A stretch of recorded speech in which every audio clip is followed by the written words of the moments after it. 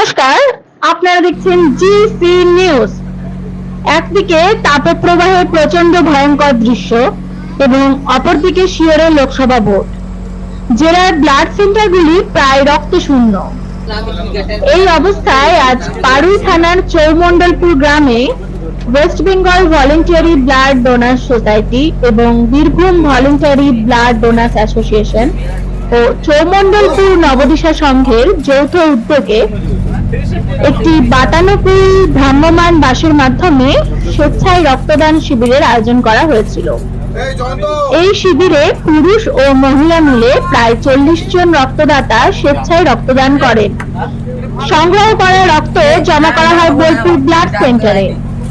এই শিবিরে রক্তদাতাদের উৎসাহ দিতে উপস্থিত ছিলেন রাজ্য রক্তদান আন্দোলনের কর্মী নুরুল হক, ক্লাবের সম্পাদক এস.কে. নাজিম ও বীরভূম ভলেন্টিয়ার ব্লাড ডোনার্স অ্যাসোসিয়েশনের সদস্যবৃন্দরা। আয়োজক সংস্থার পক্ষ থেকে এস.কে. নাজিম বলেন, আমরা এলাকাবাসী আর রক্তদাতে বিশ্বাসী নই, তাই আমরা ভোটের প্রাক্কালে স্বেচ্ছায় রক্তদান শিবিরের আয়োজন করেছি এবং এই প্রচন্ড গরমে এলাকাবাসী এগিয়ে এসেছেন রক্ত দিতে, এটাই আমাদের প্রাপ্য। এই সময় চরম রক্ত সংকট চলছে জেলাতে এবং প্রচণ্ড গরম।